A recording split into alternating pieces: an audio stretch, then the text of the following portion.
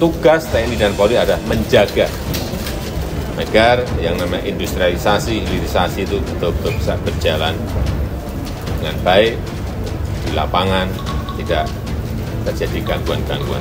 Itu. Jokowi minta keamanan hilirisasi diperketat. Ada apa? TNI Polri ini saya ingin agar visi itu sama. Tugas TNI dan Polri itu menjaga di sebelah mana itu menjadi jelas arahnya ke sana. Jadi tadi saya sampaikan mengenai yang namanya investasi, yang namanya hilirisasi, berkaitan juga dengan menjaga kondusivitas di lapangan. Secara garis besar itu. Tapi karena temanya yang dipilih oleh TNI Polri adalah yang berkaitan dengan produktivitas dan transformasi ekonomi, saya lebih banyak menyampaikan mengenai pentingnya hilirisasi yang memberikan nilai tambah yang besar bagi negara.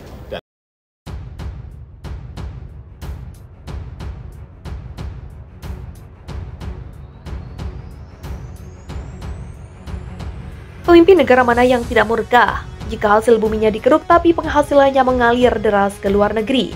Tak terkecuali Indonesia, karena di Indonesia banyak eksportir nakal yang membawa kabur dolar dari hasil mengeruk kekayaan alam Indonesia ke luar negeri. Untuk mengatasi hal itu, pemerintah Indonesia menyiapkan undang-undang baru guna menggagalkan langkah eksportir nakal tersebut. Namun rumor yang beredar mengatakan bahwa pemerintah malah menggelar karpet merah untuk mereka, seolah memberikan izin bagi mereka untuk menyimpan dolar hasil ekspor di luar negeri.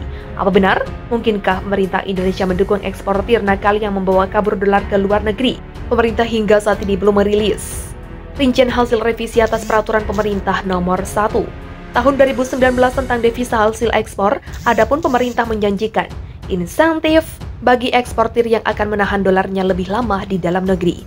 Menko Perekonomian Airlangga Hartarto mengatakan aturan insentif ini masih akan dibahas oleh pemerintah. Dalam hal ini Kementerian Keuangan, namun demikian Airlangga menuturkan, insentif ini akan dibuat semenarik mungkin agar dolar ekspor nantinya tidak berpindah ke Singapura. Kementerian Keuangan akan menyiapkan tentunya di insentifnya nanti. Insentif itu sedang kita bahas, apakah itu terkait dengan bunga, pendapatan bunga baik itu rupiah ataupun dolar terhadap DHE yang ada di Indonesia. Dan kita perlu buat agar ini bersaing dengan Singapura sehingga tidak terbang lagi ke Singapura, tegas Airlangga kepada media di sela-sela rapat koordinasi nasional penanganan COVID-19 dan pemulihan ekonomi nasional dikutip Senin 30 Januari. Selama ini banyak eksportir yang membawa kabur dolarnya ke luar negeri. Salah satu tujuan favoritnya adalah Singapura. Dengan kebijakan ini, Menteri Airlangga berharap eksportir tidak lagi bergantung kepada perbankan di Singapura. Menurut Airlangga, keputusan menahan dolar selama 3 bulan diambil setelah melihat situasi sekarang ini, di mana banyak negara dunia yang menghadapi stagflasi, inflasi tinggi, pertumbuhan ekonomi rendah, bahkan negatif seperti AS. Di sisi lain, tingkat suku bunga acuan di negara maju masih terus meningkat. Direktur Eksekutif Segera Institut, Peter Abduah mengungkapkan, pemerintah dan Bank Indonesia sebenarnya sudah terlalu lunak terhadap eksportir. Oleh karena itu, dia menilai insentif tidak lagi diperlukan bagi eksportir yang membawa pulang dolarnya. Dia pun menilai kebijakan menahan dolar eksportir dalam waktu 3-6 bulan tidak akan efektif. Pada akhirnya dolar juga akan berpindah ke luar negeri. Menurutnya revisi aturan ini seharusnya diikuti oleh kewajiban menukarkan dolarnya ke dalam rupiah.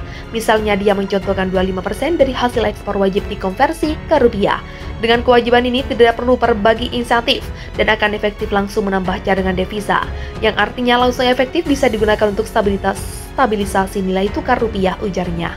Menteri Keuangan Sri Mulyani Indrawati mengungkapkan, insentif akan diberikan kepada eksportir yang menempatkan devisanya di dalam negeri, namun dirinya tidak memastikan apakah bentuknya disalurkan dalam insentif pajak.